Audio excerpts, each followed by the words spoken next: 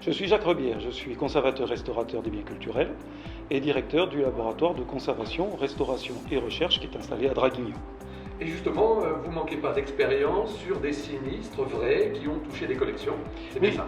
Oui, alors j'ai connu notamment un vrai sinistre, l'inondation de 2010, du 15 juin 2010 à Draguignan, qui a affecté plusieurs dizaines de communes et qui a entre autres affecté la zone moderne de la ville. Les anciens avaient su se protéger sur quelques points de hauteur et dans cette zone moderne, industrielle dirons-nous, il y avait les réserves externalisées du musée des arts et traditions populaires.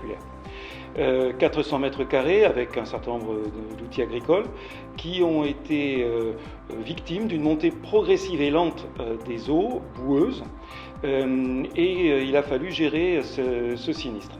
Bien évidemment, les outils raclettes, balais qui pouvaient servir avaient été affectés à des lieux plus collectifs, hôpital, maison de retraite, école, etc. Si bien que mes collègues n'avaient plus rien d'autre qu'une planche et leur bonne volonté pour évacuer aussi bien que possible ce qui souillait les collections. Okay. Vous parlez des collègues, mais vous étiez déjà nombreux sur le coup, ou on fait face aussi à un manque de personnel parce qu'ils seraient dédiés ailleurs? Eh bien écoutez, je crois qu'on peut d'abord dire que les professionnels sont des gens sérieux et justement professionnels. Car pour vous dire, le 15 juin 2010, j'ai mis 8 heures pour parcourir les 15 km qui me séparaient de mon lieu de travail à Draguignan, de mon lieu de résidence. Le lendemain, j'ai mis 2h30 et le lendemain, j'ai retrouvé mes collègues présents physiquement, dans l'esprit, pas forcément totalement, parce qu'eux-mêmes avaient des inquiétudes sur leur propre maison, pour leur propre famille. Cependant, ils étaient là. Ils étaient opérationnels et ils ont fait tout ce qu'ils ont pu pour aider. Alors, si on se fait un peu de prospective, il vous manquerait quoi ou il faut faire de la méthodologie comment là?